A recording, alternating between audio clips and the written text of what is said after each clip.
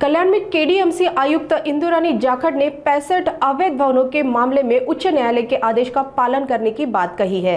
In 65 अवैध भवनों में से 10 को ध्वस्त किया जा चुका है, जिनमें से 5 केडीएमसी की सीमाओं के भीतर स्थित है, जबकि ऐसे 3 भवन हैं जो अस्तित्वहीन हो गए हैं। शेष 47 भवनों में आवासीय निवास है और इन निवासियों को सुप्रीम कोर्ट जाने का विकल्प भी उपलब्ध है।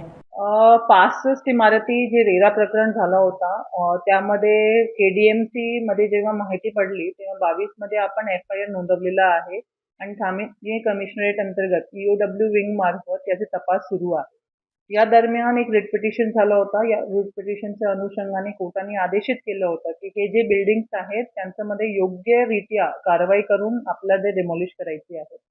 आपण मागच्या 1 वर्षामध्ये या 65 पैकी 10 इमारती जे आहेत ते डिमॉलिश केलेली आहे। त्यामध्ये 6 टोटली डिमॉलिश केलेत आणि 4 पार्टली डिमॉलिश केले, जिथे पाटली रहिवास होता।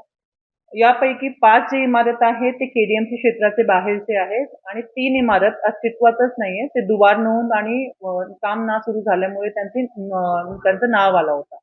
आता 47 इमारती अशा आहेत जिथे रहिवास आहे आणि जिथे कोर्टाने आदेशित केलंय की ते पण डिमॉलिश करायचं। तर त्या अनुषंगाने रितसर कोर्टाच्या आदेशाप्रमाणे आपली प्रोसिजर सुरू झालेली आहे। इन द माइन टाइम काही लोक इंटरिम रिलीफसाठी हायकोर्टात गेले होते। त्यांना काही कालावधीसाठी इंटरिम रिलीफ सुद्धा कोर्टाने दिला होता।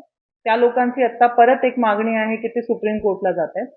तर या लीगल अवस्थामध्ये जे काही पर्याय ज्या माणसांकडे उपलब्ध आहे त्यांनी त्यांचे चॉईसने तिकडे जावं। त्यांना सगळ्या प्रकारची फ्रीडम्स असतात, त्याच्यामध्ये आमच्याकडनं काही रूल नसणार आहे।